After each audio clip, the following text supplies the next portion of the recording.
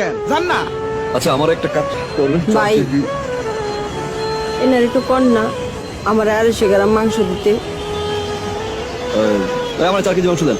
ওই রান্ডালো ভাই কর না। এই আপা জান জান তো ওই বেটা এই খেদাবি করতে ভাই যত সব। কি হইছে? আরে ভাই আজকালকার কি 1/2 কেজি নিচে মাংস বেচে 250 গ্রাম মাংস চাইছে। এই আপনি যান, পকেটে টাকা নাই, আইসে আবার মাংস খাইতে করতে যায় আপা, এগুলা। ওনারা তো খুচরা 250 গ্রাম মাংস বিক্রি করে না, আর খুচরা 250 গ্রাম মাংস তো অনেক কম। আপনি 250 গ্রাম মাংস দিয়ে কি করবেন? 1/2 কেজি নিচে তো মাংস বেচে না। আসলে কি ভাই, বাবা আজকে পরীক্ষা কিন্তু ভালো দিতে হইব, অঙ্কে 100-তে 100 পাইতে হইব, ঠিক আছে? আচ্ছা মা। যাও। মা, কি বাবা? আজকে যদি আমি পরীক্ষায় ভালো করি তোমাকে গরু মাংস দিয়ে ভাত খাওয়াবা?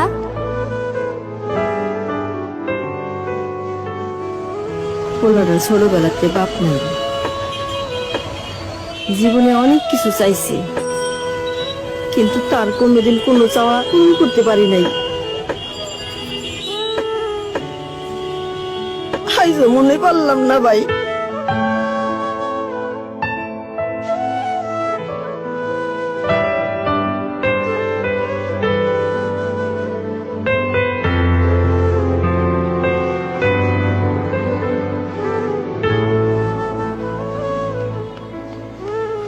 আপা,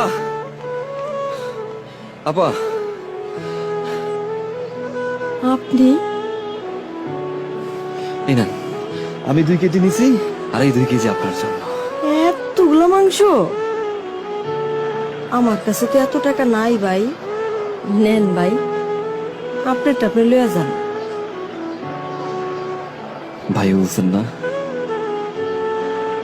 আজকে না হয় ভাই তার বোনের ছেলের একটা ইচ্ছা পূরণ করলো।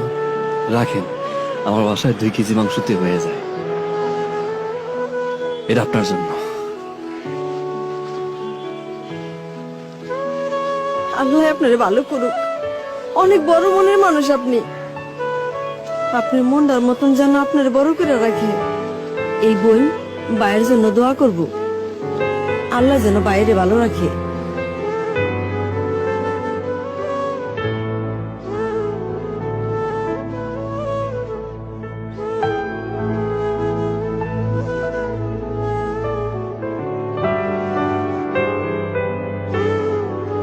আপনার খাবারের অপ্রয়োজনীয় কিংবা অপচয়ের অংশটুকু হতে পারে কোনো এক সুবিধা বঞ্চিত মানুষের জীবনের খুশির কারণ। আসুন, প্রয়োজনের বেশি অপচয় না করে এ সকল অবহেলিত মানুষের মুখে হাসি ফুটাই।